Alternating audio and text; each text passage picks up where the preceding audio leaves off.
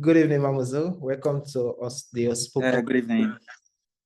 So, on today's episode, we're talking about nature and nurture. I remember I promised that I'm going to invite you to a special episode because on our last episode, the time was not enough to make emphasis on your point, and I saw a lot of values on your point, and I believe it will be very useful. So, I will give you the floor. All right. So thank you very much. Thank you for this opportunity to be here on this podcast again. Yeah, from the last conversation, I was really hinting on two concepts that I think dates back even to over 2,000 years ago. That's not new knowledge, but somehow over the course of learning, people have not probably given priority to it. And is the idea about nature and nurture. So let me help bring a bit of depth into it. Nature talks about genetics, talks about the way the genes were raised, they were born with. That is nature. Why nurture has to do with environmental factors, external factors that influence humans and even living thing, right? I'm going to start from living thing as a whole. So just imagine plants, right? We know that plants have genetics.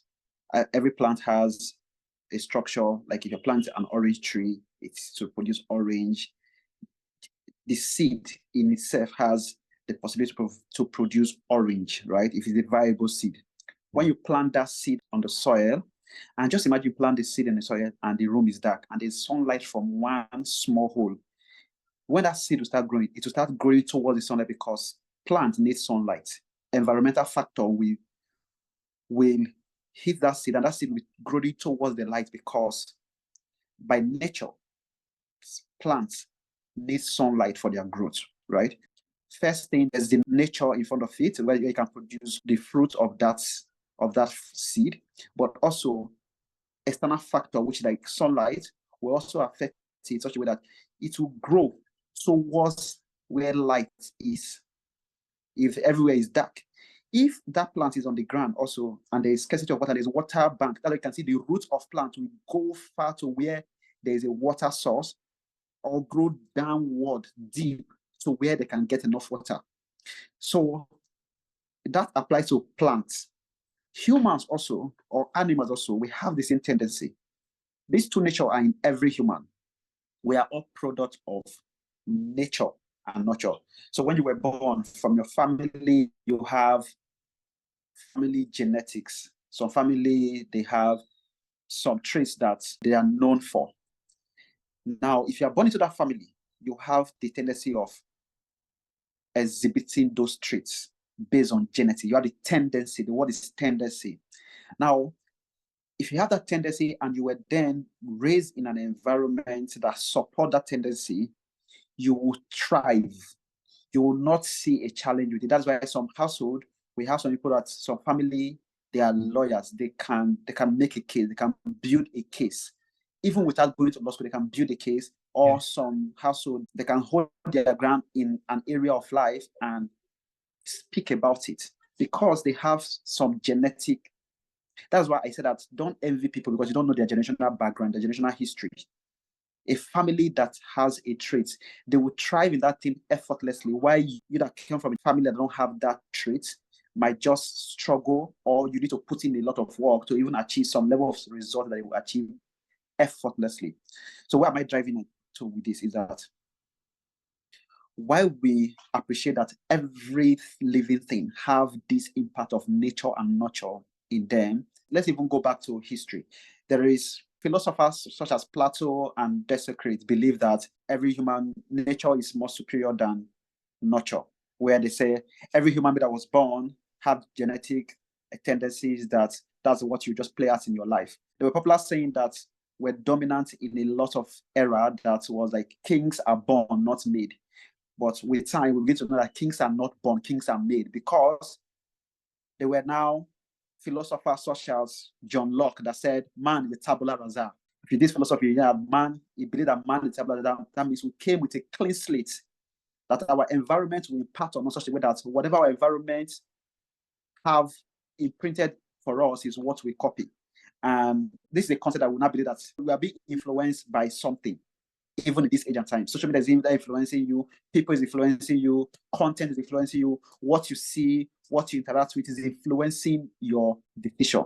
Now, among these two factors, which is nurture and nature, which of them is more superior? There are different schools of thought that believe one, this is superior to this, and the argument has gone for years now. But I'll submit that from what we have seen over time, that I will submit that nurture has more superior impact than nature. And let me bring a story that even brings that to light. You know, there was a story in one of the holy book, the Bible, where Jacob was told that he wanted to leave his father-in-law. Father-in-law, oh, if you can get the sheep without spot will be yours, and if you can do that. And one thing that he did not impart their genetics. He did not go and find sheep that have this to mix up. No, he did not that. What he did that he find sticks, that spotted sticks, and put them in front of the water that the sheep would drink. For seeing that alone, they started giving birth to the kind of sheep that he wanted. Yeah. So even animals that are not human, they don't have the level of intelligence that we have, by what they see, they can replicate what they see. That is why, as a human, the Bible said, guard your heart with all diligence.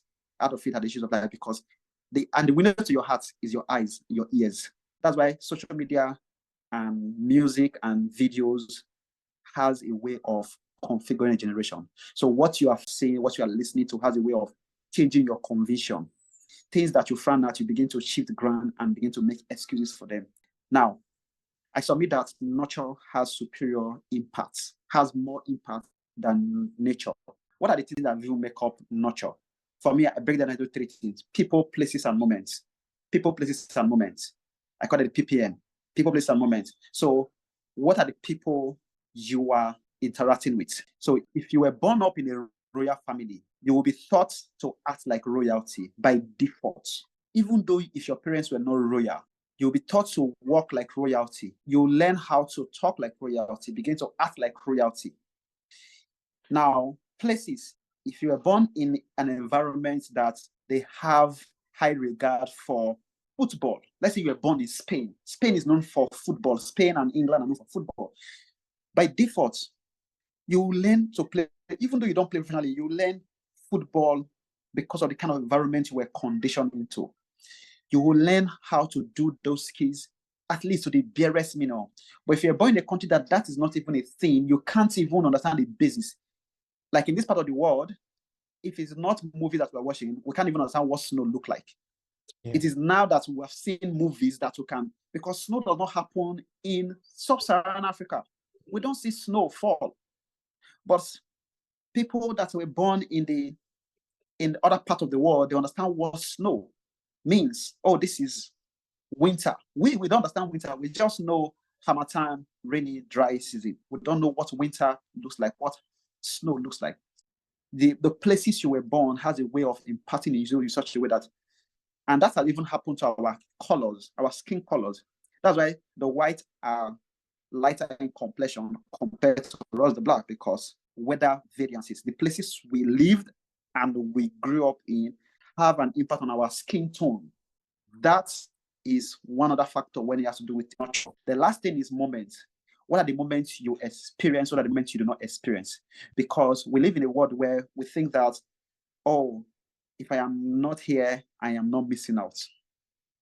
If I am here, I am missing out, or I am not missing out. The factor is that every moment you are partaking of, it has an impact in the person you are becoming. So going to that event that they invited you for, that you said you are going or you're not going, has an impact. If you go to that event, the impact might not be significant, so that it might change your life drastically, like a Cinderella story, but it has impact. And it's those little droplets of water, those little droplets of this that can make a change, that can literally turn the tide. And how do you prepare for this? I would say this, right? For everyone that will want to really make a change about life, you want to take your life and make a radical change about your life, value people. Value people. Interact with people that are smarter than you, that are better than you, because they will impart, they will leave a residue of themselves in you. The saying that goes that you are the average of 5 of your friends. You are the average of 5 of your friends. He that walk with the wise will be wise. So he that walk with the foolish, automatically, even though you are not foolish, it's just time. Just give it a time. You will become like one of those people. That's why the scripture say, sorry, I'm quoting Bible a lot, non-apologists. The Bible say that heal an external thing. If you, what you listen to or what you allow access has a way of changing you with time. The thing is that most people don't know the time factor of whatever we are doing now. So I would say that whenever you have an opportunity, value people, be in the right community, be in the right frame of people, engage, even though it makes you look stupid. And this is what I say. The fear is that most people like, oh, I don't want to sound stupid. Yes, the truth is that the graph of growth, if they plot the graph of growth on an S and Y axis, it always starts from 0. It doesn't go from 0 to 1. It goes from 0 to minus. The curve goes down. It's a U curve because you don't know that is 0. When you now want to know, you don't go from knowing that's 0, that's okay, and I know one thing. No, you will not embarrass yourself because you will go down. And that is where most people don't want to be. Because before you launch an arrow forward, you must pull it backward. The more you pull it backward, the possibility and the impact of that arrow, right? Yeah. So the growth process is that you cannot be smart while you are learning. It is not possible that, oh, I want to be this smart person. It's not possible. Mm-hmm. You are ready that when you are among smart people, ask questions, take it, because it is just a matter of time. They will leave a residue of themselves in such a way that with time you become a better version. That when you start speaking in public, people are like, where is this coming from? Not knowing that you have just collided and just rubbed mind with the best mind in that industry. You are speaking their language, you are speaking their words, but in your own tone. You are speaking their words, but in your own voice. The second thing is value places. I always say that physical geography matters. People like, oh, where you grew up does not matter, or where you are does not matter. It does matter. It does. I know that there is that possibility that you might not have the possibility, might not have all the resources to migrate physically, but when you do, and if possible, make it a must, migrate. The best of you is in you. That means you have all the genetics and all this to be the best you can be. But the completion of you, for you to be complete, a whole, because you can be the best, but you're not complete. The completion of you is not in you, is in others. You must rub mind with the best. You must rub mind with people. You must rub mind. You must go to see life from a different perspective to have the completeness of you. So the best of you is in you, but the completeness of you is in others. Is out there. For me, the best experience is out there, is in the environment. Have interact with the best places. See, when you go to new places, you have different perspective to life. The last thing is enjoy moments. Create moments that inspire and push you, right?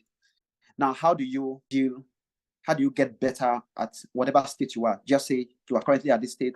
How do I get better? How do I begin to know how to progress? I think there is one fundamental thing everybody needs to do is ask questions.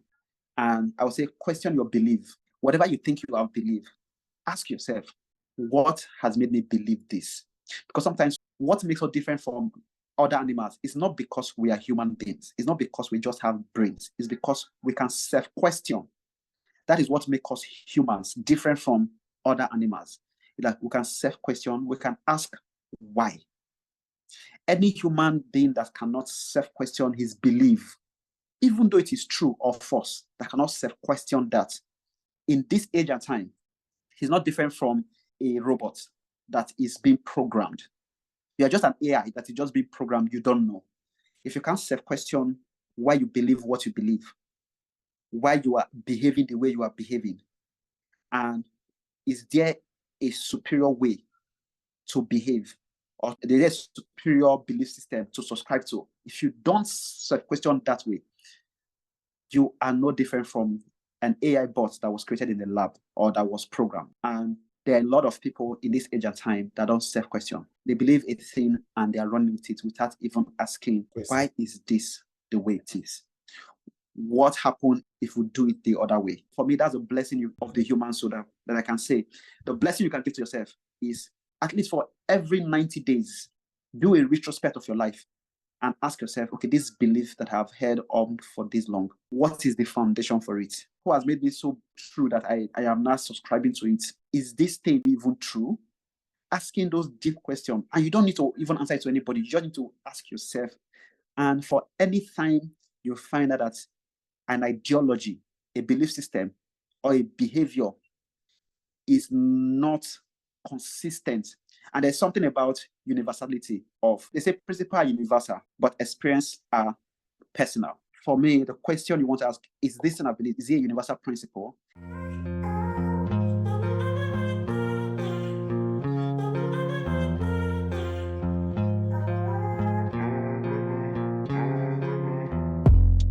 Now, what's a universal principle? They don't change based on location. So some things that you believe are just your geographic context. That is why they are true. Yeah, can I take a question? Say you have a question. So I have some couple of questions. One of them is there an age where nature is irrelevant to one's growth? Like, is there an age where nurture is irrelevant? Thank you very much for that. Now, I would say that nature and nurture stop to exist, right? They are both relevant in the journey of growth and development. However, I feel the dominance begins to grow of nature over nurture, even as you are a baby. Now, let me paint a scenario for you. There's no difference between a child and a victim. A child and a victim, there's no difference. Now, why do I say so? Is that a victim, you have no control of the outcome that is being done to you. Yeah. The same way a child have no control of the outcome that is being done to them. Yeah. So, from the day a child is born, the true identity of that child is the first 1 second. That's the true identity of that child. The first freedom that child have, the first second or the first minute the child is born, because that's the only time he can actually express or do what he wants. Now, apart from that, parents, guardians, loved ones begin to superimpose their belief system, their ideology, their love, their kindness on the child. So the child wants to cry, an adult to come and rock the child, imposing that we need you to be quiet. Yeah. You can't be making noise. So even though the child is speaking in language, okay, I'm hungry or whatever, but the child free will cannot be fully expressed. They will have to do something to the child. So what you call your preference and your bias and your prejudice are just ideologies that were superimposed on you from a childhood. So a child from a zero, most of their thought perspective were based on the environment they grew up in and the places they were. With time, that's the impact of that thing increase. It doesn't mean that your nature is not still part of it. Now, at what age does nature or nurture begin to properly supersede and the other one is empty, the other one is zero? I don't think that ever exists. I think what happened is that at a certain age, for me, when you become an adult, the least should be 18. But people discover themselves at a later age. But at age 18, that is where you begin to self-question what this belief system that I have, is it actually true? Is it actually true? Because at that age, you have autonomy. Because when you are 18, I believe that parenting is an 18 years curriculum. It's like going to school and you are going to do your primary and secondary and university. We know in this part of the world, primary school is 6 years, secondary and junior high and senior high is 6 years, university 4 years. So altogether, you are pretty much to spend 16 years in school to get a BSc. After that, you should have a certificate to do that you are now a graduate. The same way parenting is an 18 years curriculum where the child was born. See, when the child gets to 18, at age 18, that is an adult, because in a free world, at age 18, you can vote. At age 18, you can be voted for to be president of a nation. You can go to a prison. So if you are 17 and 11 months, you are not considered an adult yet in a developed nation. Because at that age, they still see you as a juvenile. If you commit a crime, they will send you to a juvenile center. But if they wait one more day, just imagine your birthday is tomorrow. Even today, you are still considered not an adult. If you are 17 years, 364 days old, tomorrow is your birthday, but today, you are not considered an adult. But when you become an adult, for me, at that point, you become an adult, you should prioritize nurture over nature.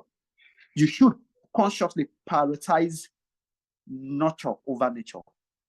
At that point, you should self-question your belief, your ideology, your behavior.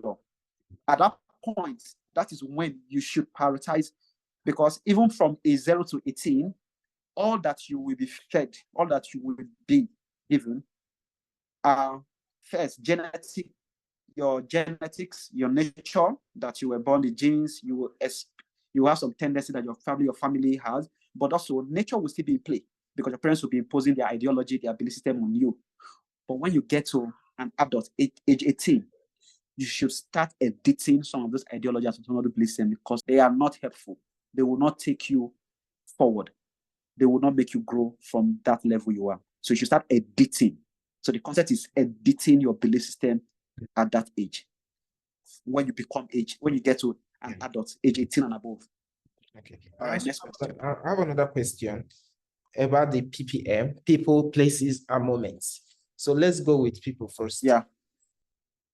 So basically, I believe that places also influences the kind of people you meet. We are not, in as much as we have social media where you can meet people. Me, basically, if somebody make me a friend on social media, on Instagram, it's hardly that we'll become friends because I hardly spend time there. But if you make friends with me on Facebook, we hardly become friends there. If you make friends with me on Twitter, we hardly become friends there.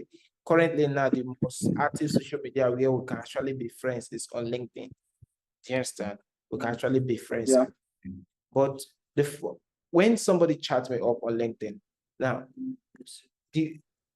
I believe that there's a direct influence on places, on people, because you have to be in the right, like people, if, for example, now I have a certain kind of people I'm looking for, sometimes this kind of people I'm looking for might be in my environment, you get me? But it's not something that is written on the forehead. And the way our Nigeria system is being built, our community is being built, the only thing that brings people together is either burial, wedding, sports center, churches. Yeah. Yes. Those are the only three things that brings people together: burial, wedding, churches, sports centers. Then if you're a beer parlor kind of person, probably beer parlor. So it simply means that if the kind of people I'm looking for, the people that I'm looking for are not probably, they don't go to wedding often because I hardly go to wedding except being invited. I hardly go to burial except I'm being invited. Churches, I go to church, but I don't really socialize much in church. And we can't say because it's in church, we meet the kind of people, because church is a combination of different aspects and it's not written on the forehead either. Though I don't go to sports center. I feel that place is too rowdy and noisy. I don't like the aura. And secondly, I don't go to beer parlor. Do you understand? How will somebody like me meet that certain kind of people? And how will I, because for you to identify those kind of people, you have to have a conversation with them. So is there a way for me to identify those kind of people without even having that conversation with them? Or if I'm to have that conversation with them, how do I meet that kind of people? How do I build a system where I can attract such kind of people? That's all right. Thank you. Okay, continue. Okay. Then secondly, okay, that's the first question. That's the second question. I'll ask the other one later. Okay.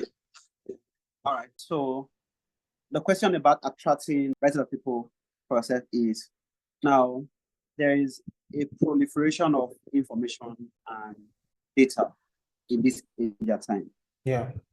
So the one thing is, people have conferences they attend that pretty much we can be part of, physical conferences, right? That look for the industry that interests you, and then sign up to their conference. When you say conferences about them, actively look for those kind of conferences. Okay. Because you can use Eventbrite. Go to Eventbrite and check conferences around your area of interest, and then see the ones you want to attend. This plan is your calendar. You can physically attend, and when you are there, strike up a conversation. That can be a way. Now, social media has also helped such a way that, like you mentioned, social media is not your space. LinkedIn might be your space where you literally have the time to engage people, to probably get to know how to get the best kind of connection with those people, right? Now, the one thing about building connection or meeting people, like you said earlier, these three things are not independent on their own. The right place determines the right kind of people you meet, determines the right kind of moments you will be, right? I can tell you some people have been in the right moment that they became millionaires. They got contract that they do not even know how to do, but because they were in the right moment, oh, can you do this? Oh, I can. Because they were in the right place with the right set of people. That's why I believe that. That's why I believe that billionaires, people that make legitimate billionaires, literally cannot get broke for so long because they have built a network of people and places that where they are just there, they're talking about the next tissue paper that they want to dispose. And it has not become a marketing strategy that some people build marketing brands. They sign up for all these golf course because that is where billionaires get to talk about some deals, easy peasy deal that before you send proposal, they have signed it up, somebody have gotten it. So creating an environment where you can literally just be there and have a question. So one thing I would say that if you know your social media that works for you, get into harness it well. And how do you harness social media? Is very engaging. The word favors the code. Be very vocal. Put yourself out there. Talk about what you do. And there's a book I would recommend, like Show Your Work. Show Your Work is a book that show the little minor details of how you are getting your work done. Put it out there because there's provision information now. You even the mentor you are, even the person you are, they are online. They will see your work. They will admire you and they will reach out. Your role model or your mentor can become your follower. This is the era we are in now. The person that is your idol that you reverence in your closet can become your follower. But you need to put yourself out there in such a way that they can even see you to appreciate what you are doing, right? And so those three things are not independent. People, place, and moment, they are not standalone. It's like having a when. It's like having a when without a place. It's like having a who without a place. There's no who because people, places, and moments is who, when, and where, right? People, places, and moments. So you can't have a who. You can't have a person without the person being in a place. You cannot be in nowhere. There's nothing like nowhere. You are somewhere. And you can't be somewhere without talking about time because moment is time. Yeah. You can't be somewhere without a time factor, right? So they consciously create those moments, create those places consciously. Because if you have a person you are actively talking with, you already have a place and a time because you are talking to that person through a platform, through a medium, that's the place, and there's a time you know what it's talking about, right? So, and it's not mechanical. It's not mechanical. Yeah. Different stroke for different folks. So you have to consciously build and curate those moments and curate those experiences. Okay. So, all right. Talking about people once more again. There are people you meet by coincidence. There was something me and you were talking about, and you said we have friends, three kind of friends. We have friends for a season, we have friends for a reason, and we have friends for life. So I understand the concept of friends for life. Also, then talking about friends for a season and for a reason, there are people you meet by coincidence and you just happen to roll with them. I get me. You just happen to roll with them for that season or for probably for a reason. I get me. But knowing what you want, knowing the journey you're going, and also there's also a saying that build human capital. It simply means that you should be 1 or 2 calls away from anything possible. Probably if you want a shoemaker, you should be at least 2 calls away from the shoemaker. If you want to renew your passport, you should be 2 calls away from who will get it done. If you need an agent, you should be 2 calls away. If you even need the DPO or the commissioner or police person in charge, should be 2 calls away. knowing this factor that should be 2 calls away, and knowing this factor of people for a reason. And now we're talking about people. Now, I want to be an innovator.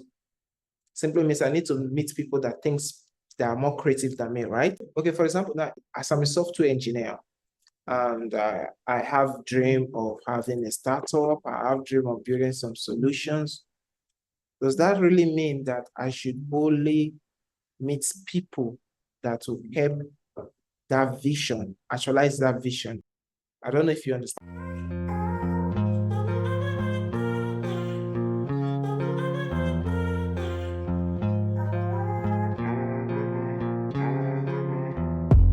Yeah, I get you. So asking if you be laser focused on that career or that path you have decided for yourself and meet people in that space alone, or give yourself diversity such a way that you are learning from different.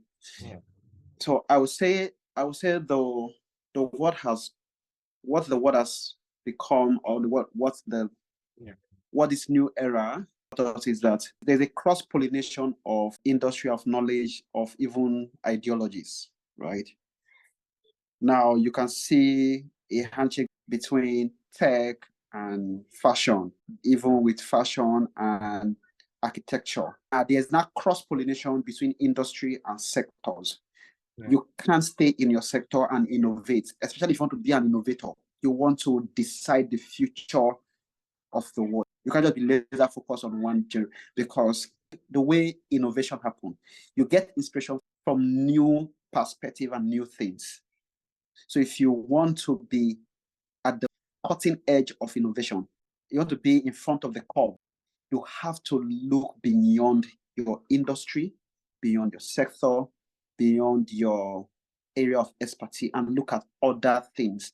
Look at other industry, other areas, because you can get inspiration. You can get that next break, that next idea. Now, there's a balance to this. See, you must have depth, but you must also have breadth. You can't have just depth alone, because if you had depth alone, you would just be a single hole going downward, and it's not. You cannot be innovative in that. So if you want to be an innovator and you want to be a thought leader, you don't just need to have depth. Depth is good. Yeah. First, in your industry, have depth in your industry or in that area, but don't just have depth. Have breadth, such a way that when it comes to another industry, you can speak, and you because a great conversation is not one that can speak just about their industry. Yeah. Because all of us are going to be leaders. You're going to be leader, or you're already leading. Not that we're going to be leader. We are leaders already. Yeah. So if somebody in front of you are leading, no formal or informal, you are leading. But for you to be in charge of a group, to lead a team, you don't need to be the smartest in the room, but you have to have knowledge across different spectrum of things, such a way that the little you know can sustain a conversation and can make people share more and educate you. Because having a conversation with someone that has zero knowledge about it is a boring conversation. Yeah.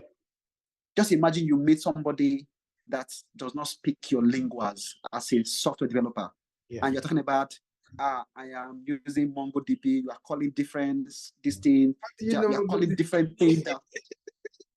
You are calling different. You see, you think I don't know. You see, this is what I'm saying. You see your lingua, now I see your lingua, now you see how you light up. You see that expression in you, because there are some lingua that are just about your space, about your industry. Now somebody says, okay, this person, there is something he knows. There are some things that are not common. There are something that if I say Java, and I like, oh, people know JavaScript. Yeah. They say those are common, but is that calling some deep? Like, you know the way language have proverb, adage that are deep. When you say, they'll be like, okay, this person know what he's saying. When I just call MongoDB, you light up, because you know, okay, this is not just a common knowledge you just see around, right? Yeah. The same way with growth, right?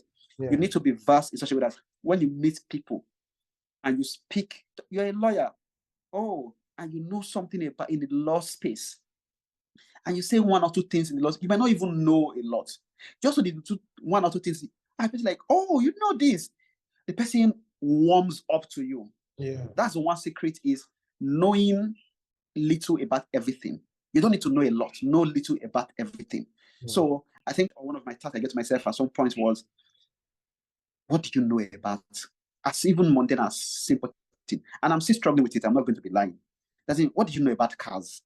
You don't have a car, but what do you know about cars? If you're going about cars, what can you contribute? So the mentor you're looking up to that you want to have at your contact, like, oh, this person, I want this person, I want to know this person. This person is the, how do you strike conversation with the person?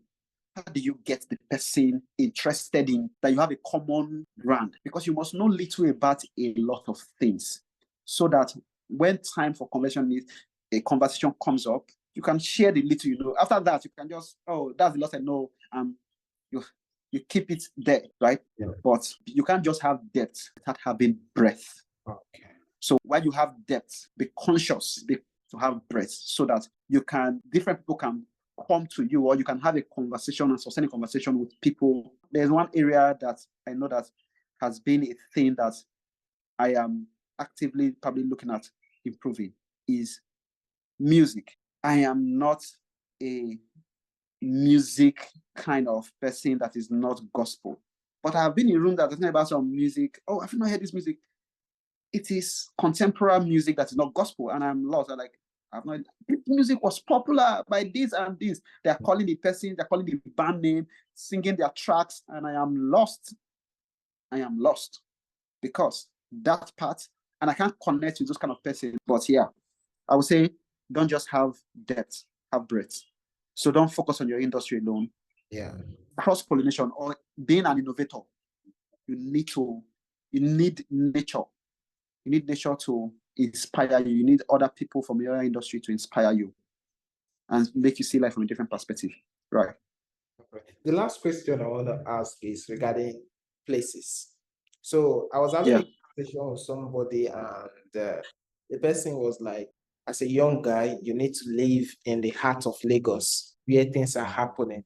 At least you are not too far from the clubs, you're not too far from the golf course, you're not too far from the feed, the park, you're not too far from the library, you're not too far from the most common places where you meet a certain caliber of people. But my defense to that statement was that this is a global market. The internet has made everything global. So somebody from Ubuluku in Delta State, or somebody from Ngo in Enugu, or somebody from Amasi inside Anambra or Benebe, with his phone can actually connect with somebody from Lekki, or somebody from even Aso or Maritime, anywhere in the world.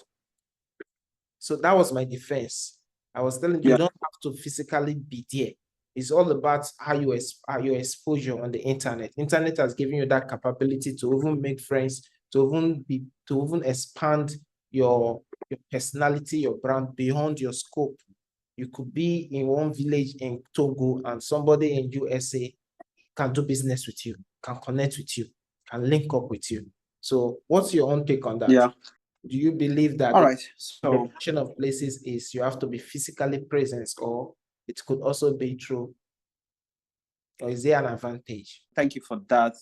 It is really timely at this point, because I would say timely because we're living in an era where I say there's a proliferation of information and visibility. Like, the nuisance have its value now. There's a nuisance.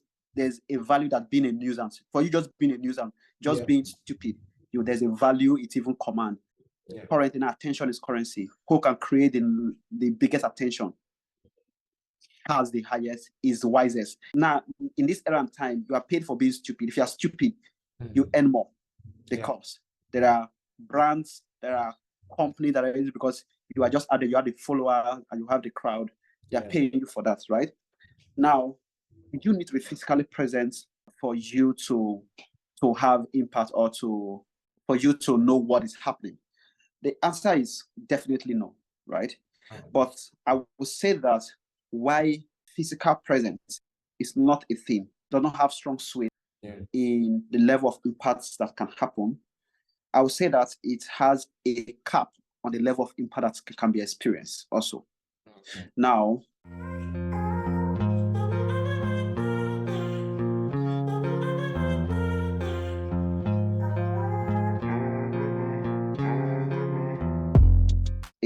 this is a typical example, right? Where being in, say, in whatever part of Nigeria, and you are, before I say that, let me put this. Don't forget that humans, by nature, by design, we are social beings. That means we are communal in nation. We like that. We are social animals by nature. So as much as the internet has come and created that isolation, making isolation a new normal, there is that part of us that still crave for, as a social being, social animals, that still crave for that. Now, being in the center of what is happening and being in the remote part in one part of the country, now there are pros and cons to both, and it doesn't see, for me, is that it's not a battle of this or this. It can be this and this. Yeah. It's not a battle of this or this. It is, you can get both options. Why settle for one? Why this or this? Why not this and this? Now,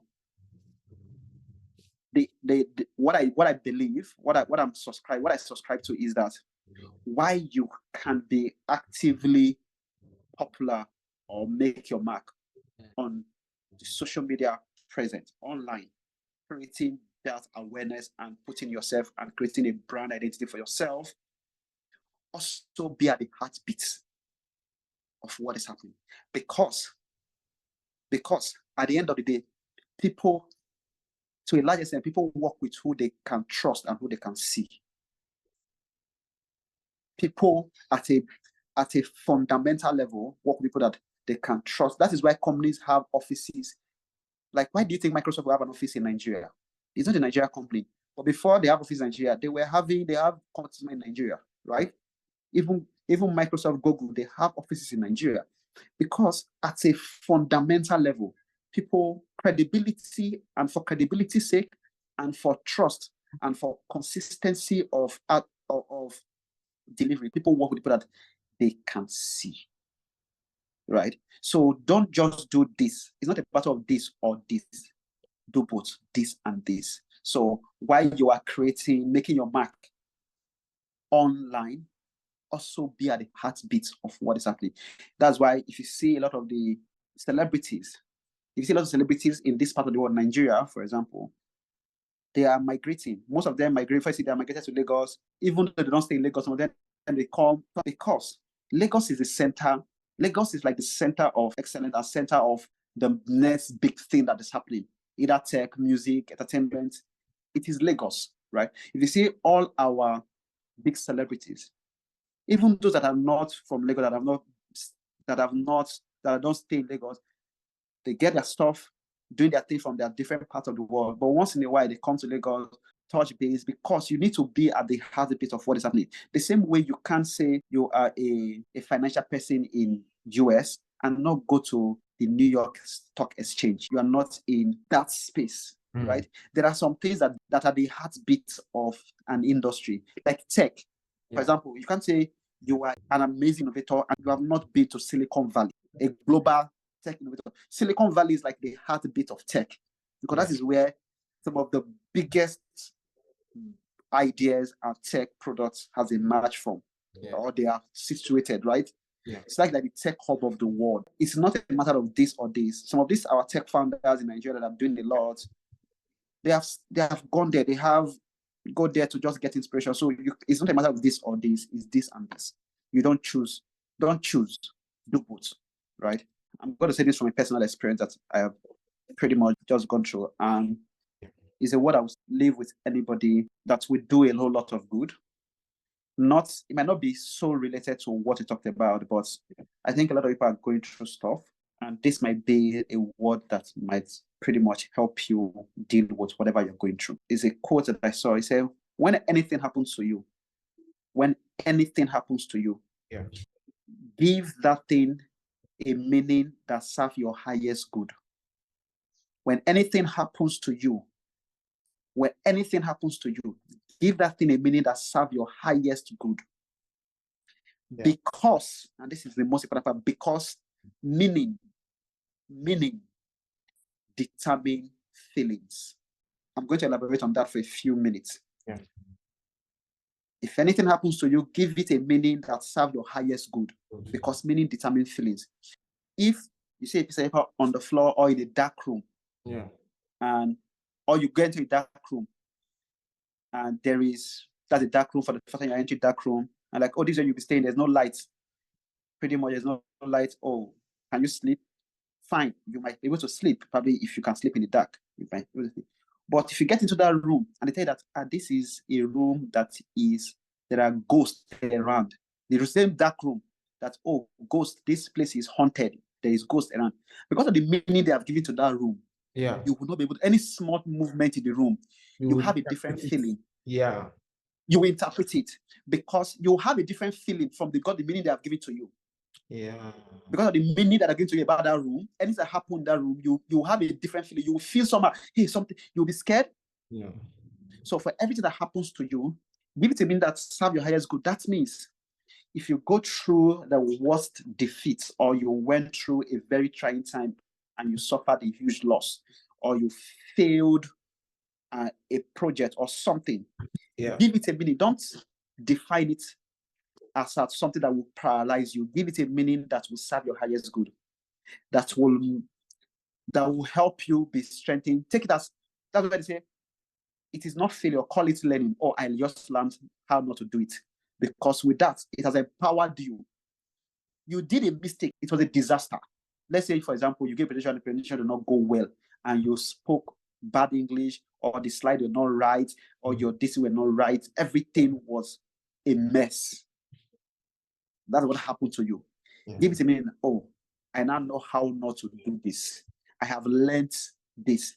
That meaning you give to it empowers you. But if you say that, oh, I'm a failure, oh, how can I make kind of mistake? What you have done is that you have crippled your self-confidence, your self-esteem. You are by yourself.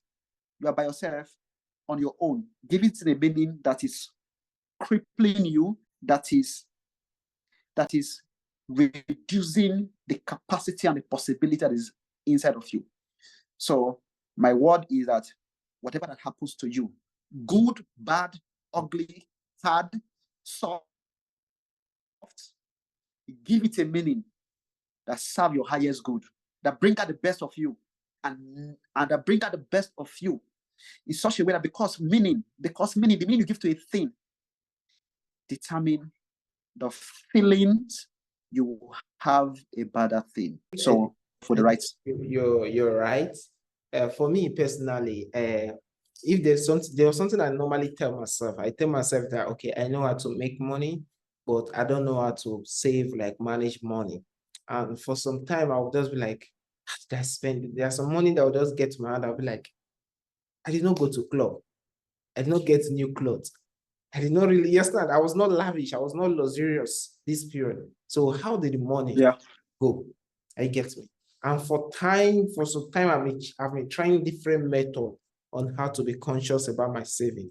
And during that period, the thing that exposed one flaws I have. The flaws is that I'm a happy finger. When the money is there, I'm pick, pick, pick, pick, pick, pick, pick, pick. I'm happy. Do you understand? So the thing that made me to learn that process, I was really, really feeling bad about myself. Like the thing was really making me scared. Like, are you sure? How long can I continue with this habit? What is really happened? I get it. Is this, at some point I was even thinking if it is something spiritual.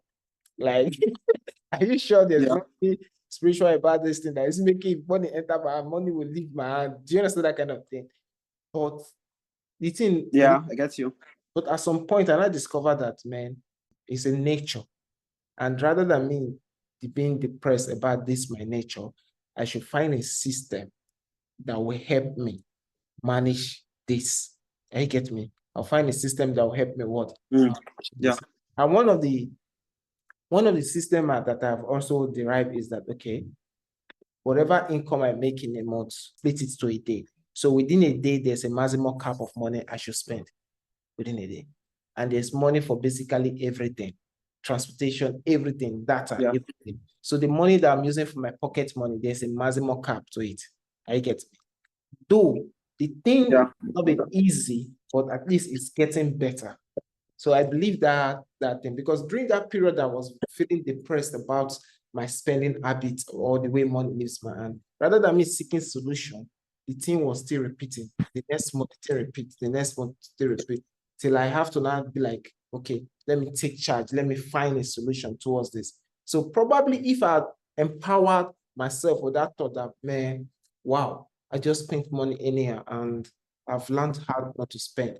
I've learned how spending recklessly is. I've learned how money can leave somebody hand. So that kind of thing cannot happen. Probably the situation will have been different.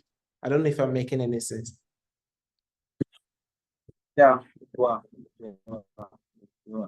So when it comes to spending money, I think it's quite an interesting financial literacy is something that a lot of us, including myself, were not opportune to learn in the fall of the school and even in our family. And that's something that we think we know about money. We know this. We just know the benefits of money. We don't know how to grow money. We'll call it a day. Yeah. Thank you very much for this session. Thank you for your presence. Thank you for your wisdom. Thank you. I will definitely go through this recording again because I believe there's a lot to learn. Thank you very much. All right. Thank you.